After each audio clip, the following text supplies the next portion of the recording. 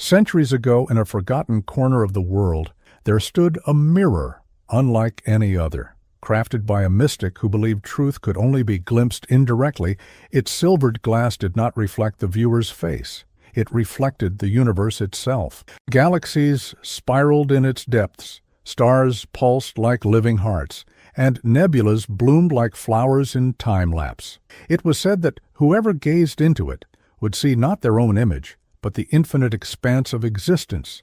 But one day, the mirror shattered. Some say it was struck by lightning during a storm. Others whisper it fractured under the weight of its own revelations. What remained was a mosaic of jagged shards, each no larger than a palm, each still glowing with celestial light. And here lies the paradox. The mirror became far more profound in its brokenness than it ever was whole. What does this mean for us? Consider this. When the mirror was intact, it offered a single, overwhelming vista, a totality too vast to comprehend. But fractured, it became a prism, splitting the cosmic truth into digestible fragments. Each shard framed a unique constellation, a lone supernova, or the quiet orbit of a planet.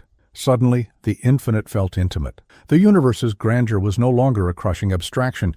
It was a mosaic of stories, each shard a stanza. In an epic poem, here is a question to carry with you. What if your flaws are not accidents, but deliberate fractures? Think of the mirror. Its breaking was not a failure of craftsmanship, but a necessary evolution. Before, it reflected only the cosmic whole, a perspective too alien to touch the human heart. After, it became a bridge between the infinite and the intimate. Your perceived imperfections, your anxieties, your regrets, the parts of yourself you deem broken, might serve the same purpose. They are fissures through which cosmic wisdom trickles into your mortal frame. The Japanese art of kintsugi teaches us to repair broken pottery with gold, honoring its history. But the mirror was never repaired. Its cracks were not filled. They were illuminated. Each shard became a standalone oracle, a splinter of the divine. What if you, too, are meant to let your fractures glow? To stop hiding them and instead ask, what do these cracks reveal about the universe's relationship to me? Let me share a fable. A seeker once traveled to the shattered mirror, desperate to understand their purpose. They knelt, carefully lifting a shard. In it, they saw a star collapsing into a black hole, a destructive act that, over millennia, would birth new solar systems. Is this my life? They asked. A series of endings? The next shard showed a nebula, patiently spinning atoms into DNA. Or is it beginnings? The next, a comet blazing defiantly through darkness. Or defiance? Frustrated, the seeker cried, "Which of these is my truth?" A voice from the mirror's remnants replied, "All of them. You are the collapse, the creation, and the fire." The universe is not a monolith. It is a chorus. Why should you be any different? Picture a stained glass window. Its beauty depends on fragmentation. Each piece a different color, each crack channeling light into patterns. You are that window. Your flaws are not obscuring the light. They are shaping it into something only you can project. The cosmic truth is not a singular beacon. It is the interplay of shadow and luminescence, the dance between what is whole and what is rent. So tonight, as you drift into stillness, I invite you to hold a question. What might your fractures be magnifying? Not a lack, but a lens. Not a wound, but a window. We'll wander deeper into this mystery, through gardens where brokenness is sacred, into quantum realms where fragments defy logic. But for now, let the mirror's lesson linger. The universe is not asking you to become whole. It is asking you to see. In a quiet village nestled between mountains, there lived a potter who crafted vessels so exquisite they were said to hold the whispers of the wind. One day, a traveler accidentally shattered her favorite bowl. Devastated, she gathered the pieces, but instead of discarding them, she mixed gold dust with lacquer and painstakingly reassembled it. When asked why she'd lavished such care on a broken thing, she replied, "Its scars are now its soul. To erase them would be to silence its story." This is the heart of kintsugi, the art of golden repair. But it is also the essence of wabi-sabi, a philosophy that reveres impermanence, imperfection, and the quiet beauty of decay. Yet what if this is not merely a human aesthetic, but a cosmic law? Consider the supernova, a star's death throes, scattering heavy elements, carbon, iron, gold across the void. Without that cataclysm, planets like Earth would never form. Without destruction, there is no creation. Without fracture, no gold. Here is a thought to unspool. What if the universe itself practices wabi-sabi? The cosmos is littered with remnants, black, holes, asteroid belts, the ghostly afterglow of the Big Bang. These are not failures of design, but brushstrokes in a grander composition. Your flaws, too, may be celestial signatures. That childhood grief etched into your bones, a supernova's echo, the anxiety humming in your chest, perhaps the primordial vibration of a universe still expanding. Long ago, a monk tended a garden where nothing was allowed to stay whole. He would crack stones to expose their crystalline veins, let ivy split walls, and encourage blooms to wilt into papery ghosts. When criticized, he said, "Perfection is a delusion of the small-minded." The cosmos writes its poetry in decay. One night, a student found him kneeling beside a shattered lantern, its shards arranged into a mandala. "Why not replace it?" the student asked. The monk smiled. "Now it holds the moonlight better." Imagine the Oort cloud, a graveyard of icy debris at the solar system's edge. These fragments are the leftovers of planet formation, deemed imperfect for not coalescing into worlds. Yet, when a comet is flung toward the sun, it becomes a blazing marvel, its tail a brushstroke of light. The flawed debris becomes the artist. So it is with you. The parts of yourself you exile as broken may yet become comets, guides, luminaries, catalysts for transformation. Science speaks of entropy, the universe's slide toward disorder. But what if this decay is not chaos, but a kind of cosmic kintsugi? A dying star seeds nebulae.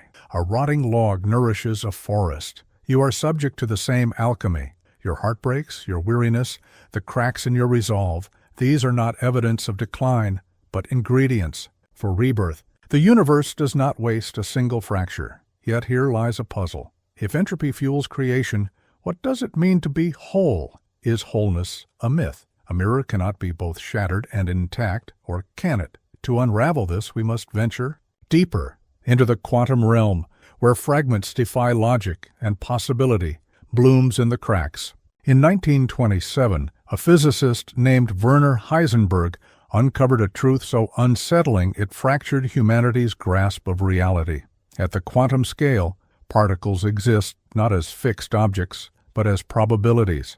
An electron orbits an atom's nucleus, not as a planet circles the sun, but as a ghostly cloud of maybes. It is neither here nor there until observed. Only then does it collapse into a single point of certainty. This is the observer effect, the act of measurement forcing possibility into actuality. But what if this quantum enigma mirrors the human condition? Consider your own mind. Are you not a constellation of potential selves, versions of you that are brave, fearful, kind, or selfish, all flickering in superposition until life's gaze forces one into being? Your so-called flaws may simply be the selves you haven't yet collapsed into. The universe, it seems, thrives on ambiguity. Here is the paradox. To be whole, you must first embrace fragmentation. A diamond's value lies in its cuts. The very act of breaking it unleashes its brilliance. Similarly, quantum particles achieve coherence only through interference, their fractured paths weaving a stable pattern. Could your imperfections be the facets through which your inner light refracts into something transcendent? Once a physicist and a poet stood beneath the same starry sky. The physicist said, "We are stardust, atoms forged in supernovae." The poet replied, "Then, why do I feel so fragmented?" The physicist paused. Because stardust is not a substance, it is a process. To shine, it must first be shattered. Years later, the poet wrote, "I am a universe mid-collapse. My fractures are not wounds. They are where the light gets in and out." Imagine a photon of light. It behaves as both particle and wave. Its nature split until measured. Now, imagine your self-perception as that photon. When you fixate on a flaw, anxiety, insecurity, you collapse into a single, rigid story. I am broken. But what if you resist the urge to measure? What if, like the photon, you allow yourself to exist as a spectrum of possibilities? The anxiety could be a dormant courage, the insecurity, a compass pointing to growth. Quantum physics whispers, you are not one thing. You are the interference pattern of all you might become. Two particles can become entangled, instantaneously influencing each other across galaxies, defying time and space. Scientists call this spooky action, but poets know it as love, empathy, the unspoken tether between souls. Your flaws, too, are entangled with the cosmos. That habit you despise, it may ripple across lifetimes, influencing strangers in ways you'll never fathom. The universe writes its sagas in such invisible ink. Heisenberg's principle states, the more precisely you pin down a particle's position, the less you know about its momentum. Apply this to your life. The harder you cling to an identity, I am successful, I am damaged, the more you blind yourself to your own motion, your potential. Your flaws are not anchors, they are sails. Let uncertainty be your compass. Yet, if we are all quantum fragments, how do we coalesce into a coherent self? The answer lies in the stars, not as distant fires, but as ancient maps. To navigate this, we must learn to read the constellations within. In the 15th century, a Sufi astronomer named Zafira began charting stars not by their brightness, but by their absences. She mapped the dark spaces between constellations, the gaps where light faltered. Her peers dismissed her work as heresy. But Zafira insisted, the void is not emptiness. It is the loom on which the cosmos weaves its stories. She died in obscurity, her charts burned. Yet centuries later, scientists discovered dark matter, the invisible glue holding galaxies together. Zafira's gaps, it turns out, were the universe's hidden architecture. What might this mean for your absences, the parts of yourself you deem missing, inadequate, or unlit? Philosophical inquiry, leaning into silence. Consider this. A constellation is not a collection of stars, but the human impulse to connect them. Orion's belt, the Big Dipper, these are stories projected onto chaos. Your flaws, too, are stars in a private cosmos. That childhood shame, a red giant cooling into wisdom, the love that left you, a binary star, its gravity still shaping. Your orbit, you are both cartographer and cosmos, drawing meaning into the dark. There's a tale of a sailor who navigated not by stars, but by his scars. Each wound mapped a near disaster, the jagged line on his palm, a storm near Crete, the burn on his shoulder, a mutiny quelled with a lantern's flame. When asked his secret, he rolled up his sleeves and said, the body never forgets, it becomes the chart. We are all sailors of a sort. Our scars, physical, emotional, are not flaws, but coordinates. They whisper, here is where you almost drowned. Here is where you learned to swim. Scientists once compared the brain's neural networks to the cosmic web, filaments of galaxies spanning the universe. Both are fractal, both born of collision and connection. Your synaptic pathways, shaped by joy and trauma, mirror the universe's self-assembly. That anxiety humming in your prefrontal cortex, it may share a rhythm with pulsars. Your resilience, a harmonic of neutron stars. You are not in the cosmos, you are of it, down to your fractures. At the Milky Way's heart lies Sagittarius A, a supermassive black hole. It devours stars, yet without its gravity, our galaxy would fly apart. Destruction and cohesion entwined. Your deepest wounds function similarly. That grief you've buried, it may anchor your empathy. The betrayal you can't forget, it could be the event horizon beyond which your compassion expands. Black holes emit Hawking radiation, a faint glow born of quantum paradox. Your pain, too, radiates. Someone, somewhere, is warmed by its light. The Navajo speak of walking in beauty, a harmony between shadow and light. Japanese Shinto finds kami spirits in cracked stones. Hinduism's Akasha, the cosmic ether, is said to hold every cry and laughter. These traditions grasp a truth. Wholeness is not the absence of breaks, but the art of integrating them. You are a living palimpsest. Beneath your surface, 1,000 revisions. Ancestral traumas, forgotten joys, hum in resonance with supernovae. Yet, how do we reconcile these fragments into a life? The answer lies not in repair, but revelation, to see at last that the gold sealing your cracks was stardust all along. Long ago, when the universe was young, it is said the stars were flawless, smooth spheres of pure light, but perfection, as it turns out, was sterile. No planets formed, no life stirred, so the cosmos shattered itself, supernovae rupturing. Its pristine skin, black holes carving voids into its flesh. From those wounds poured the elements of life, carbon for bones, oxygen for breath, iron for blood. The universe, in its infinite wisdom, chose to break itself to become fertile. This is the secret of the golden repair. Destruction is not an end, but a covenant with creation. The artisan you see here, whether God, quantum fluctuation, or something nameless, is not fixing the cosmos. They are honoring its breaks, gilding them with stardust, to remind all beings to live is to be repaired again and again. Here is a truth etched into the fabric of space-time. The universe loves you because of your flaws, not in spite of them. Consider the humble neutron star. Born of a star's catastrophic collapse, it is so dense a teaspoon weighs 1 billion tons.